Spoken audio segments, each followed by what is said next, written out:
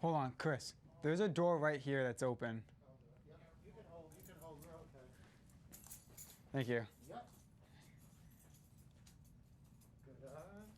Oh yeah, that's gonna happen again. I'm gonna leave it like that.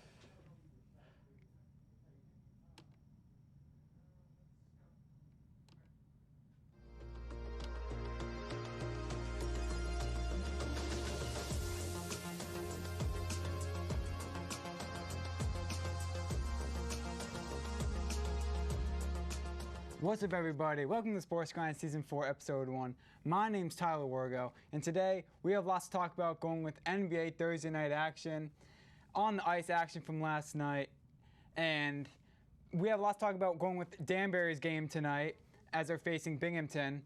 And so, with that being said, let's get right into it. Pistons defeated the Magic in Orlando, 134-120. Pistons record is now 19-51.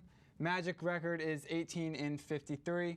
Detroit is now last place in Central, and now Magic are now in last place in the Southeast. So both teams obviously not doing really that good, honestly. And you know, they're not even going to make it to the playoffs at all. And this is kind of a build-up season for them, as they have a lot of rookies on their team. And Magic, they have some injuries on their team, going with Brook Lopez. Man of the game was Saddiq Bey with 51 points, 9 rebounds, and 4 assists. And now the question is, could the Magic have won? Obviously, the Pistons are just as bad as the Magic. I think the Magic definitely could have won. I think we saw a lot of turnovers that the Magic allowed, going with fouls. So if they just reduce the fouls, reduce the turnovers, I definitely think the Magic could have won. So all in all, game wasn't that big of a deal, considering that both teams will not be making it to the playoffs. On the ice hockey action, Dallas conquered Montreal in Canada, 4-3 in overtime. Great game. Flyers own the Predators 4-5. Predators' record is now 35-22. Flyers' record is 19-30. And now, both teams, obviously, they're not doing the greatest, but they could be worse. So they're kind of in a decent position. As for Nashville, you can't really complain about it. Your division is absolutely stacked with teams. So they're fourth in the Central. As for the Metropolitan League, they're 7th for the Flyers. Claude Giroux had his 1,000th game, so that was really good. He didn't really do that much, considering that he was home and that, you know, they were all there to cheer on Giroux, and this could be his last season. So honestly, credits to him for showing up, but he did not have that good of a day. So Capitals capitalized on the Blue Jackets 7-2. Islanders fought out the Rangers 2-1 in MSG. Key factor of this game was the goalies. I mean, this is a low-scoring game, as we saw. We saw a lot of points scored by the Islanders, not for the Rangers. And I find this very shocking, considering that the Rangers are, you know, I mean, they're just as good as the Islanders, and the Islanders are actually not even that good. They're obviously having a couple losses in their division, in their record. So pulling that win against the Rangers was super good, but yeah, shout out to the goalie, Ilya Sorokin. This guy had 29 saves, and if he did not have as much saves as he did in that game, Rangers could have definitely won. I mean, when you're at Madison Square Garden, Rangers, I mean, they could definitely win that game. I mean, they definitely have the confidence in heading into that, but they didn't win. I think the guy to look out for the Rangers, though, was Chris Kreider. I mean, this guy had 5 shots on goal with 1 goal. Chris Kreider, obviously, he's been on the Rangers for quite some time. He's been doing really well. I mean, Chris Kreider, this guy can show up some games, and sometimes he cannot. So definitely last game was he was the guy to look at for the Rangers. And now, could the Rangers have won? And in my opinion, they could have, but they didn't. I mean, facing a team like the Islanders, who still have a lot of improving to do, Rangers definitely could have pulled the win. But I definitely think that we saw a lot of stuff happen with the Rangers, going with their defense. Their defense was not happening at all. The penalties, they allowed a lot. So obviously, Rangers, they could have won. But, you know, just reduce the penalties, get good at defense, and definitely the goalie definitely could do better. Maple Leafs put down the Hurricanes 2-3. Penguins topped the Blues 3-2 in the shootout. That was a really good game. Obviously, we love seeing shootouts when it comes to hockey. I know I do. Man of the game was Ville Husso. This guy had 43 saves. I mean, this guy, considering that he's not playing on a great team, he's playing on the Penguins. I mean, playing with a great team, great chemistry. I mean, I'm not shocked to see that he had this many saves. Could we see more from Sidney Crosby, though? Sidney Crosby, obviously, he's been on the Penguins for quite some time now. And, he's been really having a slump lately. He hasn't really getting a lot of playing time. When he hasn't really gotten the goals that he would like. So, yes, we could have saw more from Sidney Crosby, but it definitely wasn't his game. Definitely wasn't like his game to show up, considering that he had other guys to rely on. Now, the key factor of this game is, the main question of this game is, could the Blues have won? Obviously, the Blues, they're known for winning a lot of games. They have a great history behind them. And this was a really good game overall, and I would definitely say they could have won. I mean, if they won the shootout, they could have won, but they lost the shootout.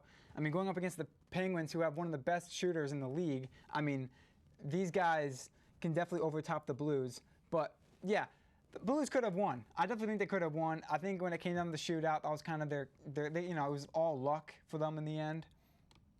But as that now brings us to the Sabres, who lost 1-6 against the Oilers in Edmonton.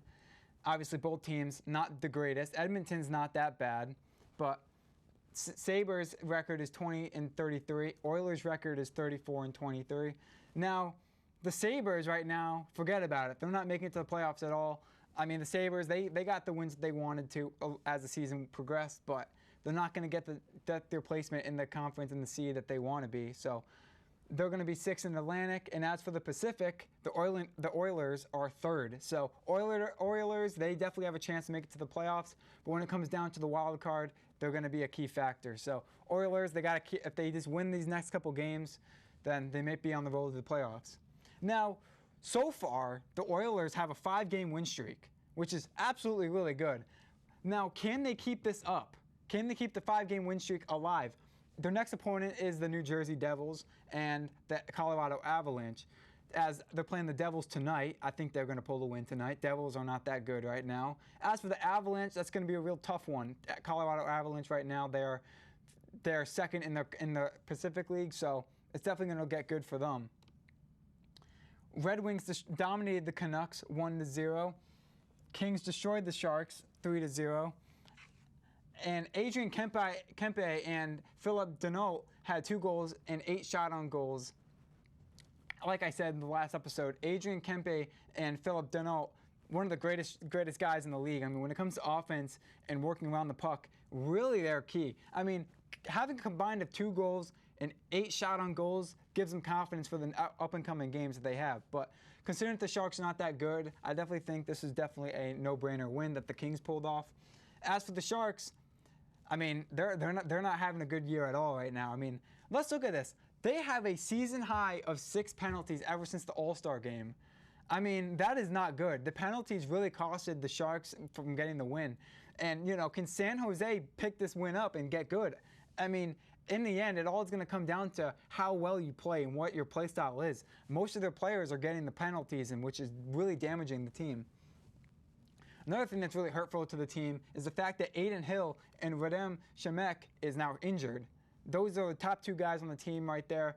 They're really good. They really can get the points on the board. We seen them play well a couple weeks back, and now that they're injured, I know Aiden Hill has a lower back issue, and now Radim Shemek, he has a leg issue. So obviously, the injury is just really going to cost them. So will they get them back? I mean, at this point, there's really no point of getting them back considering that they're not going to be making it far in the playoffs. So I would just keep them on the bench, work on them about next year. Golden Knights pulled the shocking win, beating the Panthers 3-5 in Las Vegas.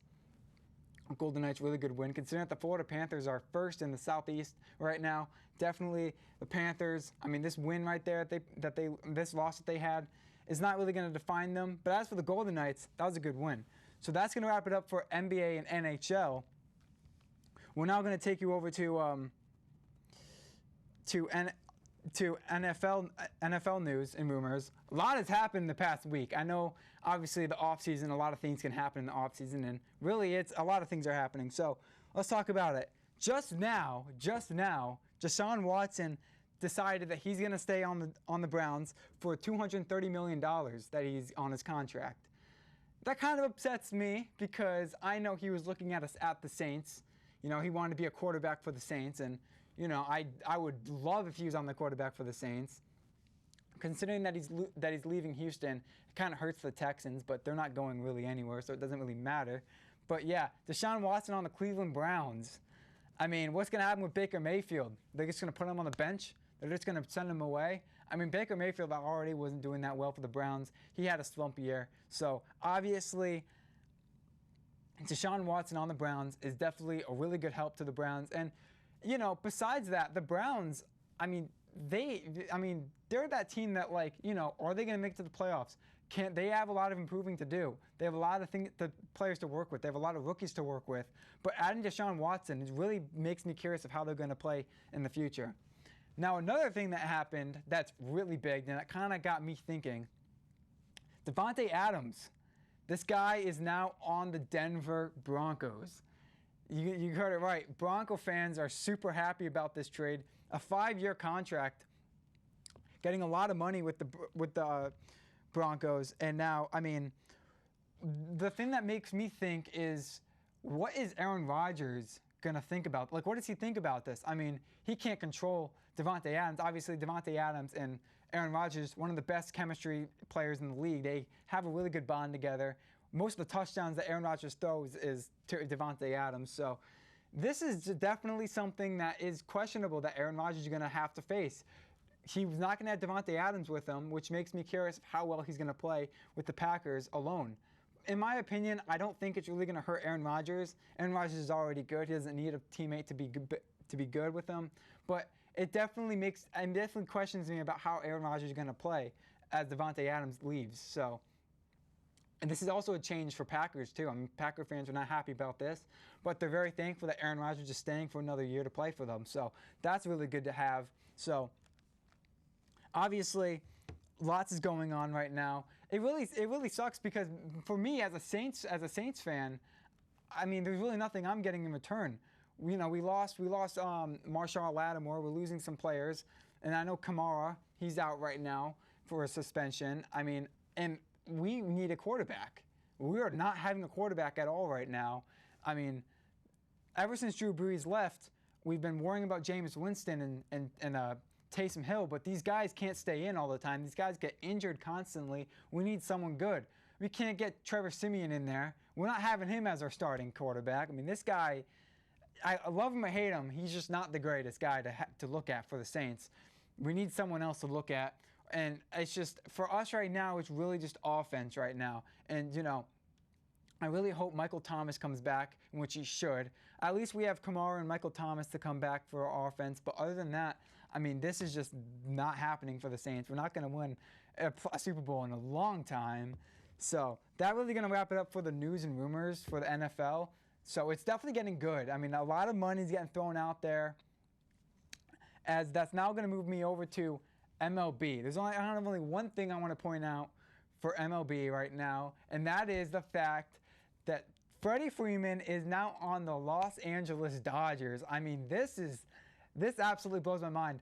Considering all the options that he had, he was going to go to Boston, Toronto. He was definitely going to leave Atlanta and go for another team, and that team happened to be the Dodgers. A lot, like, love it or hate it, but he deserves to be on the Dodgers. People, I mean, he'd be a great help to these other teams out there, like the Astros or the Red Sox. But I mean, I definitely think that considering that the Dodgers do suffer a lot from a lot of injuries, going with Max Muncy, I mean, he could get injured again. You know, he's a really good backup. We got our starting lineup set out with Freddie Freeman right now. He's going to do really well. And that kind of makes you think, like, are they going to make it to the playoffs?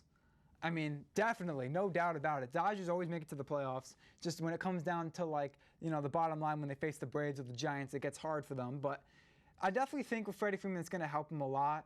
I think now that we have Freddie Freeman, we now need the relievers. Obviously, the relievers right now, we just lost Joe Kelly. So we really got to work on it.